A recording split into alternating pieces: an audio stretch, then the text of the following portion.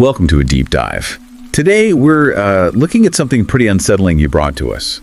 It's a transcript, an account of someone's really terrifying experience in what was supposed to be her dream condo. Yeah, and it's not just your average ghost story. This narrative, it really pulls you in layer by layer. You get these strange events, a lot of psychological pressure, and then, well, this collision with a really dark past she'd suppressed. So our mission here is to kind of navigate this chilling story together. We'll unpack the key details, look at how things unfold, and, try to grasp the insights it might offer about fear, guilt, maybe even the nature of reality itself, at least through her eyes. Let's get into it. Okay. So the account kicks off with a Pim. She's absolutely thrilled, finally bought this luxurious condo. Right. 27th floor, river view, the whole package. Exactly. It's like the culmination of all her hard work. Her sanctuary is supposed to be quiet, safe. She apparently rushed the purchase, couldn't wait. This was supposed to be it for her. And that contrast between the dream and what actually happens, that's where it hits you right away. This image of peace and success, but literally the first night, things get weird. Yeah, she's just like looking for a spoon in a kitchen drawer and bam, finds this old faded Post-it note, handwritten. And the note just says, "Pim, you're back." But the really unnerving part, according to this account, is the handwriting. It felt strangely like her own. Oof. Yeah, that's creepy. It's small. Maybe you could dismiss it, but it definitely plants that first seed of unease, doesn't it? It really does, and it grows fast. The very same night, specifically at 3:40 a.m., and you should probably remember that time, it comes back. She wakes up. To a sound. Yeah, this distinct tick, tick, tick. This source describes it like a light switch, being flicked on and off, but super loud in the quiet apartment. Okay, so naturally you want to know what that is. Right. She gets up, goes to the bathroom, seems like that's where it's coming from, checks the switch, but nothing looks broken or wrong. So she turns the light off. She turns it off. And this is where it just gets completely bizarre. Honestly terrifying. The mirror reflection part. Yes. There's a big window opposite the bathroom, right? Reflecting the room. She turns the bathroom light off, looks at the window, and the reflection of the light is on. Whoa, okay. Then she hears the actual switch click off behind her. She turns back to look at it, and looks back at the window. And the reflection. It's on again, even brighter this time.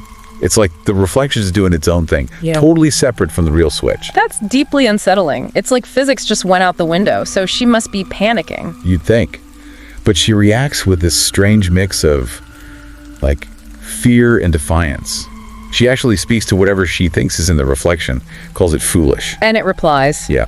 The account says a voice just answers, "I know." Oh, chills. That's not just a noise. That's direct communication. Exactly. And then right there in the reflection, sort of in the doorway behind her, she sees it fully. What does she see? A figure. Thin, dark, described as skin and bones. Hair down to its ankles. And one hand. One hand is on the light switch. Okay, so for Pim, that's it. No more doubt. No more doubt. The realization hits. This place is haunted. Her reaction is just pure terror now. Runs, jumps into bed, pulls the covers right over her head, and just shakes until dawn breaks. Only feels safe when the sun comes up. Wow, what a first night. Seriously. So daylight comes, and thankfully her friend Mio shows up. It's Saturday morning. And Yen notices right away something's wrong. Yeah, she sees Pim as pale, exhausted, even jokes like, "Do you see a ghost?" And Pim's just like, "Yes. Yes, I did." So Mio's trying to be supportive, maybe a bit skeptical still, but she listens while Pim tells her everything, even about having a dream where she felt like she wasn't alone. And while Pim is trying to make sense of it, looking at the condo plan, Mio starts kind of checking out the apartment herself. And they both find something significant. Yeah, Pim looks at the condo plan and realizes something she totally missed when she bought the place in a rush. Her room number, 27714. The plan shows that unit number should be in the middle of the building. No river view. But her apartment is at the end, with the view. Exactly. Her actual physical apartment is at the end, with the view she wanted. The official plan doesn't match the reality of where her room is located. Okay, that's weird in itself, a discrepancy like that, but then Mio finds something even more tangible. Behind the built-in wardrobe, a hidden sliding panel, about, 90 by 90 centimeters? A secret passage. Totally. They shine a foam light in, it's dark, goes back about 10 meters, and there's a mirror at the far end. Oh, mirrors again. This seems to be a theme. Right. And here's another really strange reflection moment. Pim sits down, looks into this mirror at the end of the dark passage, sees her reflection way back there. Okay. But before Pim actually moves, her reflection in the distance stands up and just moves out of view, leaving the mirror empty. No reflection of her sitting there. The reflection moved first, independently. Yeah, just like the light switch reflection. It's this recurring motif. And right after that happens, Mio just touches Pim's shoulder and Pim just collapses, faints dead away. Understandable. The stress, the fear, finding a secret passage, the impossible reflection. It's too much. Way too much. So she comes on the sofa. Mio's helping her, maybe giving her smelling salts or something. Their first instinct is just get out, call management. So Pim calls them about this passage they found. Yep. But management completely denies it exists. They're adamant. No passage. The wall is smooth. They checked it before handover. So they're either lying or completely unaware, which is strange. And adding to that strangeness, you know those photos they took of the passage? Let me guess, they're gone. Corrupted. Unusable on both their phones. Yeah. Like the evidence just erased itself. Okay, this is getting intense. So Mio, even though she must be scared too, decides to stay over. Yeah, bless her heart. She stays to support Pim. But the second night, oh, it doesn't get any better. It gets worse. Around 2 a.m., Pim wakes up again. Sounds from the kitchen this time, like someone's cooking. And she smells boiling noodles. Okay, maybe it's Mio this time. Couldn't sleep. That's her first thought. She sees a figure sitting at the kitchen table, back turned. So she reaches out, maybe to touch her friend's shoulder. Yeah. The arm is ice cold, like unnaturally cold. And Pim gets this horrible feeling. Because Mio is still asleep in the bedroom. Exactly. She realizes Mio is sound asleep in the bed. So who or what is sitting at the table? Oh no! The figure slowly turns around. And it speaks. What does it say? It makes this terrifying claim. It says, I've won against you for a long time. This is my room. I got it before you could afford it. Wow, so it's not just haunting, it's possessive. Yeah. Claiming ownership. And it knows about Pim winning or affording the room. Seems like it. This is a huge escalation, a direct challenge. Pim just screams, bolts for the bedroom, dives under the covers with Mio, and they both just tremble there until morning. Same pattern as the first night. God, that's awful. So the next morning must be rough. Grim is the word. Mio feels sick, like hungover, and she tells Pim about this disturbing dream she had being pulled under the bed, hearing a voice say, I've won. What Pim knows. Pim knows it wasn't a dream for her. She was awake, she hasn't slept, and she's quiet about it. So fueled by this fear, this claim on her room, Pim starts digging online. Yeah, she searches for room 714, trying to find anything. Nothing comes up at first, but then maybe an instinct, maybe something subconscious, makes her search for a name. Prawradee. Prawradee, okay. The source also mentions searching room 715 around here, which is a bit confusing. Maybe a typo in the source or something she tried. But the key is definitely Prawradee. And does that name lead anywhere? It does. Big time. She finds a news article, 5 years old, about a woman who fell from the 27th floor of a luxury condo by the river, ruled as suspected suicide. Same floor, same area. And the deceased's name, Rudy Ploy Amphin, identified as a former design employee. The face in the news photo is blurred, but the details.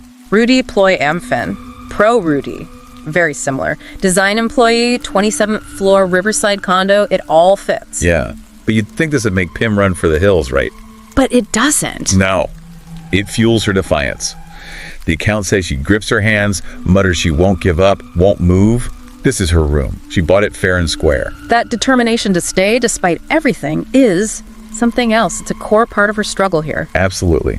So later that evening, she comes home from work, stressed, obviously, becoming quiet, withdrawn, and the haunting just keeps pushing. How so? She's sitting in the living room, trying to enjoy that river view she paid for, and she sees it. A tall shadow figure just standing there on her balcony. Oh, man, right outside. She tries to deny it exists, talks out loud, closes the curtains, insists she doesn't see anything, calls it just air, tells it to get out of her sight, trying to will it away. Does that work? The response is immediate Yeah. and chilling. Right after she says all that, she hears the sound of the door lock opening. The balcony door? Seems like it. She checks the glass door. It's still locked. But then she sees the face. That dark face from before, pressed right up against the glass outside. And it speaks. Yeah. It asks her, you open the curtain, you see me now, right? It's like it heard her denial and is mocking her. It's taunting her, aware of her thoughts and actions. Totally. Pim slams the curtain shut again, heart racing. The account says she ends up drinking heavily that night, just trying to numb the fear. But she's still resolute. Yeah. She has to win. She has to stay. Wow. That conviction is intense. So what's her next move? Well, the next day, she's at work but can't focus. She feels like the condo management must know more than they let on. So she goes back to talk to them again. Yeah, follows up, presses them. The staff seem hesitant, but she's clearly desperate, so they agree to share a bit more. And what do they say? They confirm it. Yes, there was a former resident named Prawradee, and her name was faintly written on Pim's keycard, just like she saw. Okay, so that's confirmed. What else? They give a little history. Prawradee was quiet, serious, worked really hard, often took work home. Then she just disappeared from the room, vanished, and then 3 days later, she was found drowned at the pier right behind the condo complex. drowned. And they don't know how she got out of the room. Apparently not. They mentioned the security camera outside her room was broken at that specific time, so no proof she ever physically left the room before ending up in the river. Okay, that's unsettling. Broken camera feels convenient.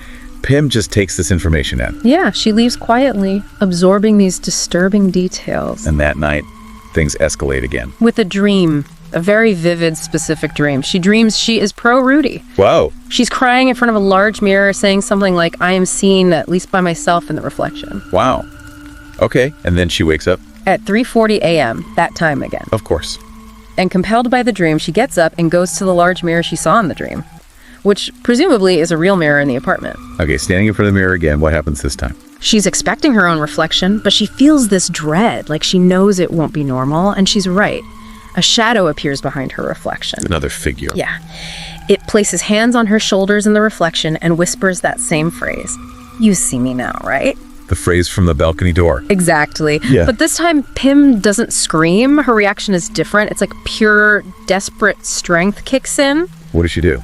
She attacks the mirror physically, just starts hitting it, smashing it over and over until it breaks, shatters, falls down, cuts her hands up badly in the process. Wow. Fighting back physically against the source of the terror. Yeah, and amidst the broken glass, bleeding, she yells out, I see no one, you'll never win against me.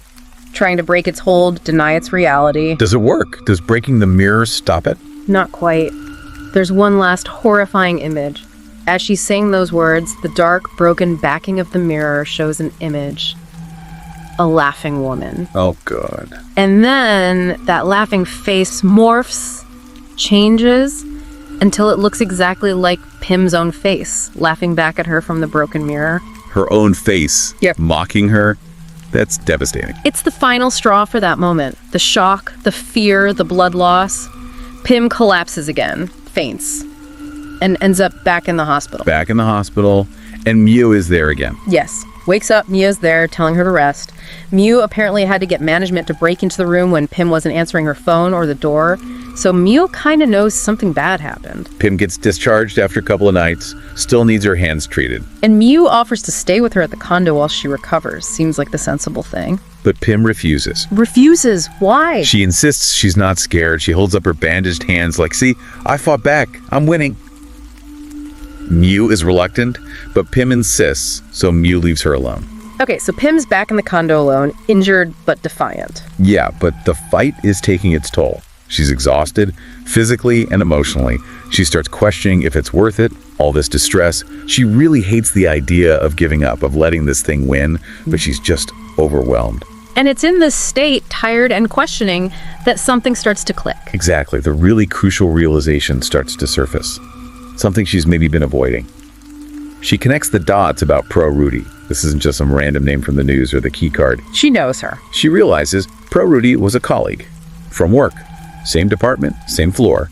Someone she was competing with directly on a big project. Yeah. Someone who then just disappeared. Wow, okay. That changes things significantly. Right. She starts suspecting that seeing the faint name on the key card must have triggered something subconsciously, a recognition she just pushed down. And it raises a huge question. Yeah. Why did she keep this secret? Why didn't she tell Mew, or management, that she actually knew the woman who died apparently associated with this room? And why the fierce determination to win against the haunting, to stay, instead of just getting out of there? The motivation seems deeper than just wanting the condo now. Definitely. So this realization pushes her to dig again, not online this time, but into her own old documents, looking for proof of this buried truth. What does she find? She finds the condo reservation form again. Looks closer, See the tiny signature at the bottom. Prawradee, room 714, waiting to be managed. So Prawradee had some kind of claim or reservation on that specific unit, room 714. Seems like it. Then she looks at old work files. 5 years back. Meeting documents. And on one, Prawradee's name is covered with whiteout. Evidence of erasure. Pym scrapes it away, reveals the name. And underneath, written very faintly in pencil, is a message. What does it say? You won't forget me because you made me disappear. Chilling. Directly accusing Pym. And right then, the ghost of Prawradee appears again, holding a mirror and offering Pym a piece of paper. What's the paper? It's Prawradee's staff evaluation form, written and signed by Pym. Oh no, and the evaluation. It's damning. Pym marked Prawradee not suitable for the team. Recommended she be removed from the project they were competing on. This wasn't just rivalry. Pym actively sabotaged her career. So Prawradee's ghost speaks? Yeah. Says something like, you remember now, right? You chose to erase me. I was never valuable in your eyes. Pym just breaks down, crying, apologizing, finally confronting her actions. Is the apology accepted? Prawradee's response is ice cold. Sorry, it's too late. Ouch. Then what? Prawradee drops a metal box, things spill out. Broken round mirror, maybe the one Pym smashed. An old phone, and a black notebook. What's the notebook? The title is People No One Remembers. Inside, it's a list. Dozens of names. Most are crossed out. The Pym's name. Pym's name is on the list, but it's not crossed out. She gets it immediately. She wasn't forgotten by Prawradee. She was specifically chosen for revenge. This is incredibly dark. And the old phone. It turns on by itself, shows a group photo. From a company line group chat, the source says, Pym's in the photo, standing right next to where Prawradee should be. But Prawradee isn't there. No, she's been erased from the photo. Just a gap where she stood.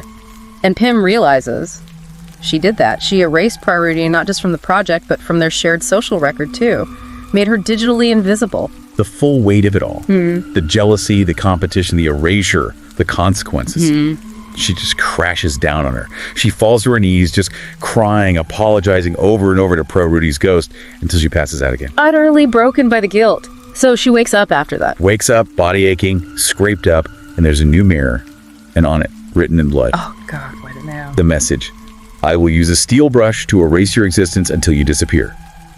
It's the exact inverse of what Pym did. The punishment fits the crime terrifyingly. That's horrifying. So Pym finally decides she has to get out. Yeah. Sees a reflection, the message screams, the fight is gone. She knows she has to run, leave immediately. Just goes to the door. Uses the code. The door opens, but it's not the hallway. It's a solid concrete wall. What? Trapped. Completely trapped. She looks around frantically. The windows, the river view, all gone. Just dark, solid walls on all sides. The room is literally transformed into a concrete box. A prison. Panic mode. Total panic. Yeah. Screaming, banging on the walls for help, but nobody hears. She's utterly alone and sealed in. Her phone. No signal.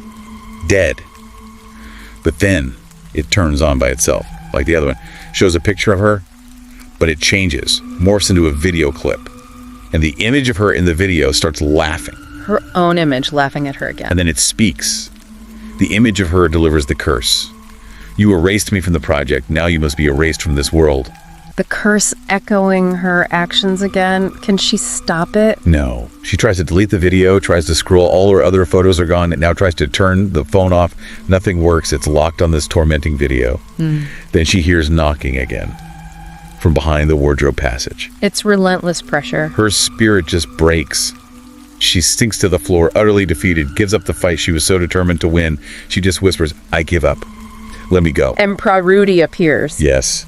Her expression filled with hate. And her final words. They're brutal. Let you go. I've waited. I want you to understand what it feels like to disappear. Being overlooked, forgotten. You'll know it well. And from now on, you won't even remember your own name. Erasing her identity. Exactly. Pym gasps. Can't speak. She feels her memory slipping away. Documents, ID, contacts. Her entire sense of self is being wiped. The revenge is complete. Total erasure. So is that the end? Is she just erase? It seems like it might be. Her legs are too weak to even try to run, but then the door appears open again. The real hallway is visible outside, but she doesn't leave. She just sits there inside crying. Why doesn't she leave? Prawradee tells her to go, to live the life of being forgotten.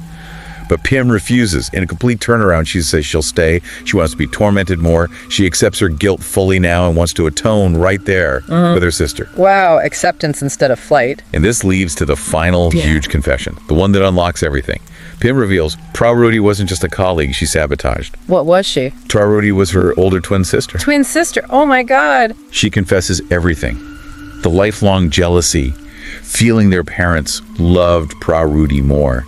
How she kept competing, always needing to win, even after the threat died on, even though Prawradee apparently always yielded to her. She pours out all the remorse, says she's ready to pay the price. This changes the entire dynamic of the haunting. It's not just a vengeful ghost, it's family betrayal. It's a deep, deep betrayal. Yeah. And in this state of confession and wanting atonement, she drags herself to the balcony, which is suddenly visible again, climbs onto the railing. Whoa! Her last words to Prawradee are an apology. Says she'll atone for everything, and then the account says she jumps and faints. Jumps, does she? She wakes up on the floor in the middle of the room, wet, like maybe she fell into the river in her mind, or maybe something pulled her back. And Prawradee? She hears Prawradee's voice, calling her by her full name, Pimrudy, and also mentioning the family name, Ployamfin, explicitly linking her to Rudy Ployamfin from the news report, confirming this sister connection. And what does the voice say? Is it still vengeful? No. It's forgiveness. Prawradee's voice says something like, older sister trusts you. I'm happy you realized. No older sister wants to see her younger sister die. I forgive you. I wish you luck. Just don't do this to anyone else. Forgiveness after everything. Yeah. The voice fades. Prawradee disappears, this time for good. Pim slowly gets up, walks to the door, opens it. The real hallway is there, clear. No walls, no shadows. The haunting is over. So accepting the truth, her guilt, the full confession, and maybe the willingness to sacrifice herself. That was the key. The narrative seems to suggest exactly that. Pim murmurs something like, I was wrong. I won't let you disappear again, Pimrudy, acknowledging her sister fully. And the account says she lives normally after this. The terror ends. What a resolution. But you said the story wasn't quite finished. No. There's one last twist, a really unsettling one. Sometime later, Pim realizes she hasn't heard from Mew in a while. Her friend who was with her through the worst of it. So she decides to call her. Okay. Mew's mother answers the phone. And the mother, sounding apologetic, explains, Mia passed away 4 years ago from a severe illness. The mother was apparently too heartbroken to tell many people. 4 years ago. 4 years ago. Pim drops the phone. The realization hits her like a ton of bricks. Mew died before Pim even bought the condo. The condo she'd only lived in for about a year. So, the Mew who visited her, who found the passage, who stayed over, who took her to the hospital. Wasn't the real Mew, or at least wasn't Mew as a living person. Wow. So was it Mio's spirit helping her? Another layer of the supernatural? The account leaves it open, but Pim cries, thanking the spirit of her friend for being there, but also heartbroken to lose even that connection, that spectral support. That's incredibly sad and confusing. It gets even more confusing. That evening, Pim goes back to the condo, looking obviously sad and shaken. She runs into the management staff again. Okay. And she tells the staff member about her friend Mio. Says, the friend who was with me talking about room 714 being weird. Turns out she died 4 years ago. How does the staff member react to that? With confusion. Complete confusion. And then he drops another bomb on Pim's reality. What is it? He says he's told Pim multiple times that her room is not 714. He insists she keeps calling it that, but it's not. He points out her actual room is mid-building, no river view. Exactly like the floor plan showed, the one she thought was wrong. Wait, so her perception of even which apartment she was in was wrong? According to the staff member, yes. Mm-hmm. And the final blow. He says Pim was always alone when she came down to talk to him. Always. She was never with any friend named Mia. So Mia wasn't there, and the room wasn't even the haunted room number she thought it was, and it didn't have the river view she remembered. Exactly. This external reality check just completely shatters everything Pim thought she experienced.